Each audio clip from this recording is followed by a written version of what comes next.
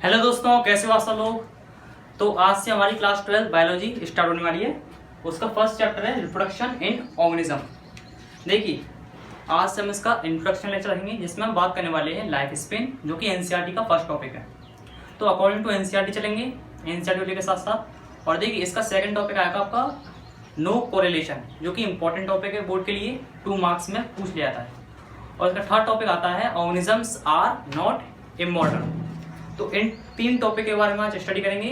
First topic आपका life span. चलिए आगे डालेंगे life span.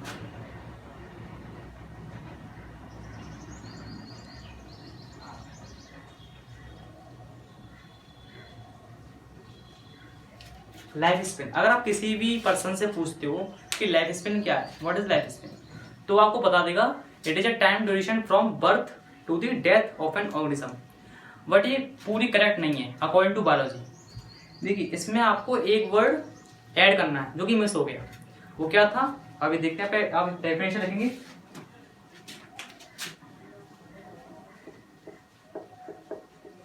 It is a time duration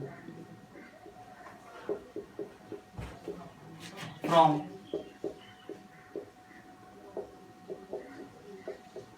birth to the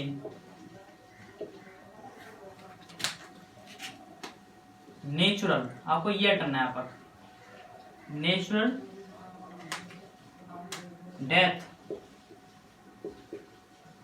of an organism. ये है इसकी करेक्ट डेफिनेशन, ये इसकी साइंटिफिक डेफिनेशन है लाइफ स्पेन की। It is a time duration from birth to the natural death of an organism. यहाँ पर आपको ये वाला वर्ड ऐड करना था। नेचुरल मतलब प्राकृतिक, प्राकृतिक डेथ हुई इसकी, किसकी, ऑर्गेनिज्म की। ऐसा नहीं है कि मतलब हमारा जो लाइफ स्पेन रहता है 60 to 65 ईयर्स रहता है, मुश्किल से नहीं रहेगा आपको। तो आपको अगर कोई व्यक्ति सड़क पर जा रहा है और वो इसको एकदम हार्ट अटैक आ गया, वो 25 साल का था और वो यहीं पर खत्म हो गया, तो ऐसा नहीं है कि उसकी ये नेचुरल डेथ है, ये उसकी अचानक डेथ हो गई, जो कि उसका लाइफ स्पेन नहीं था। आप समझ रहे होंगे, लाइफ स्पेन होता है ऑर्गेनिज्म का 60 to 65 ईयर्स। और ऑर्गेनिजम्स मतलब हम लोग ह्यूमन बींग्स 30 या 35 साल में अगर मर गया किसी कारणवश, तो ऐसा नहीं है कि उसका ये लाइफ स्पेन इतना ही रहा, नहीं, ये उसका नेचुरल नहीं था, ये इसका अचानक से उसकी डेथ हो गई। तो आप सब समझ के होंगे लाइफ स्पेन किससे कहते हैं। It is a time duration from birth to the natural death of an organism. देखिए, एनसीईआरटी में से कुछ एग्जांपल दिए हुए लाइफ स्पेन के, अलग अलग स्पीसीज के। सबसे पहले देखा उसमें बटरफ्लाई, इसका बहुत कम होता है। चलो पहले देता हूँ बटरफ्लाई का। बटरफ्लाई का 1 to 2 वीक्स, 1-2 हफ्ते का इसका होता है लाइफ स्पेन। ठीक है, अगर ये 1 हफ्ते में ही मर जाती है, 3-4 दिन में ही ये इसकी डेथ हो गई, तो इसका ये मतलब ये नहीं था कि इसका लाइफ स्पेन इतना ही था, उसका लाइफ स्पेन 1 to 2 वीक्स था। Rice 4 months,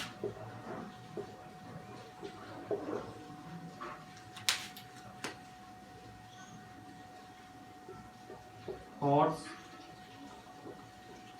elephant, parrot, crow, banyan tree. और देखिए लिखते हैं, हॉर्स का होता है 60 ईयर्स, एलिफेंट का होता है 60 to 90 ईयर्स, और पैरट का होता है आपका डेड यूज, ये तो बहुत ज्यादा होता है 140 ईयर्स। ऐसे नहीं बिल्कुल एग्जैक्ट 140 ईयर्स है, इसका 140 ईयर्स टू 150 ईयर्स तक होता है इसका लाइफ स्पेन पैरट का। और क्रो का होता है आपका 15 ईयर्स, बनियान ट्री का 200 to 300 ईयर्स, इसका इतना रहता है। और यहाँ पर देखेंगे बनाना ट्री का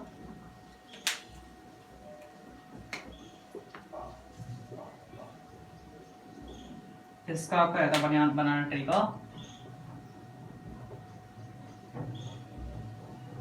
सिस्टिगस। डॉग का देखेंगे,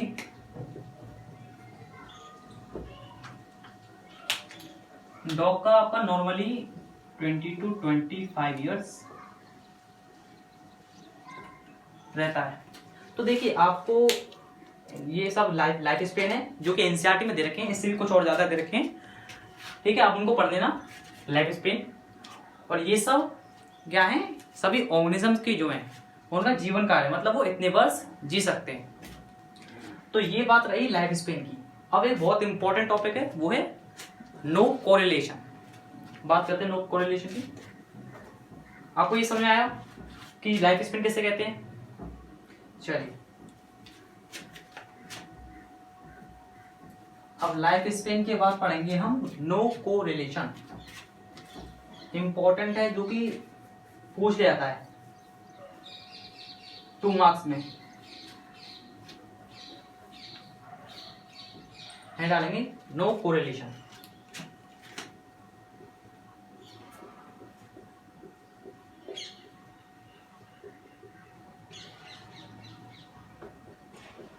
देखिए नो कोरिलेशन मतलब यहां पर मैं सीधे एग्जांपल को लेकर चलूंगा।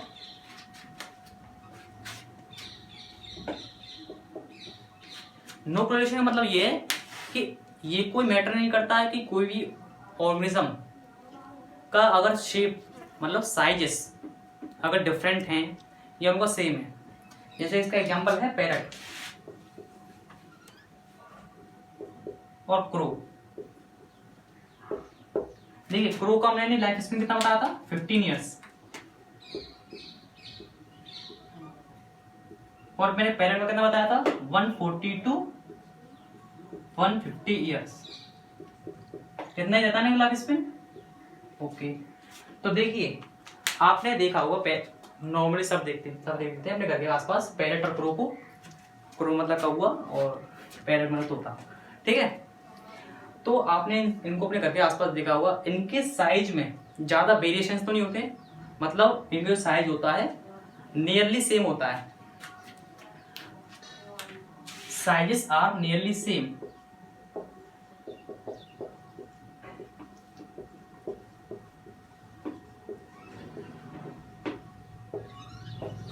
साइज क्या आता है इनका, बिल्कुल सेम रहता है। But they do not have the same life span. आप देख सकते हो ये कहाँ 15 ईयर्स और वो 150 साल, 10 गुने का अंतर है यहाँ पर। इसका मतलब है ये इनमें रिलेशन, मतलब इनके साइज में और इनके लाइफ स्पेन में कोई रिलेशन नहीं है। There is no correlation between size and life span of an organism. तो बस मैं आपको इतना बताना चाह रहा था कि कोरिलेशन के बारे में।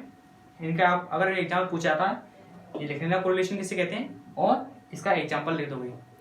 चलिए अब बात करेंगे ऑर्गेनिजम्स आर नॉट इमॉर्टल, या लिख सकते हैं नो ऑर्गेनिजम्स आर इमॉर्टल।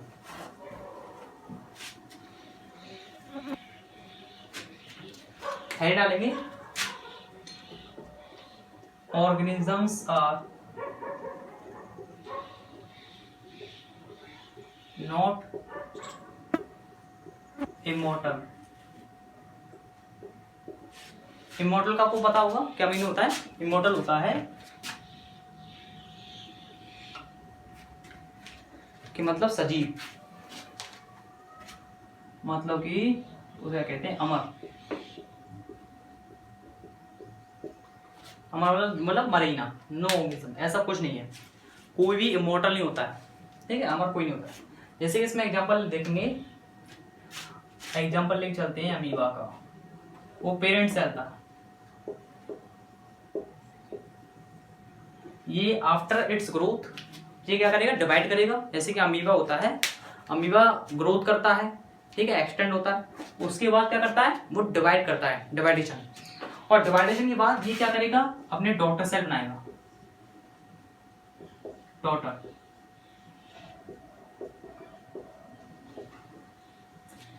ये इसने डॉटर,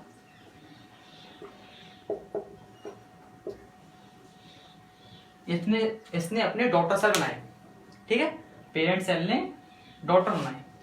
अब देखिए यहां पर क्या होता है, एवरी ऑर्गेनिज्म विल डाई, ये कहने का चला है, every organisms will die except unicellular organism. Unicellular organism कभी नहीं मरते, ठीक है।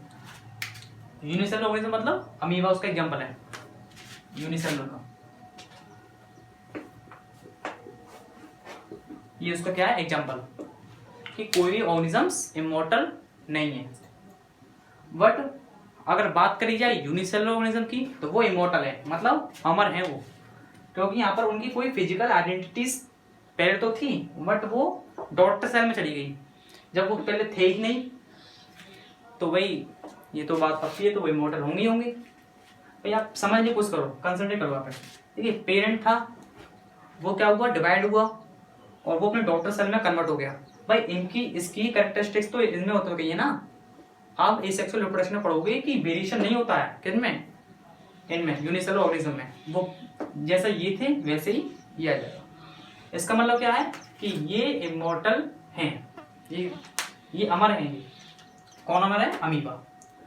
तो बस इसमें इतना ही था, ऑर्गेनिजम्स आर नॉट इमॉर्टल। आप आई होप आपको समझ में आ चुका होगा। तो बस अगले लेक्चर में बात करेंगे कि रिप्रोडक्शन किसे कहते हैं और उसके types, asexual and sexual reproduction. चलिए, thank you for watching this video. अगर आपको वीडियो पसंद आई तो वीडियो लाइक करें और चैनल को सब्सक्राइब कर लेना, जैसे आपको अगली वीडियो मिल जाए। चलो, थैंक यू।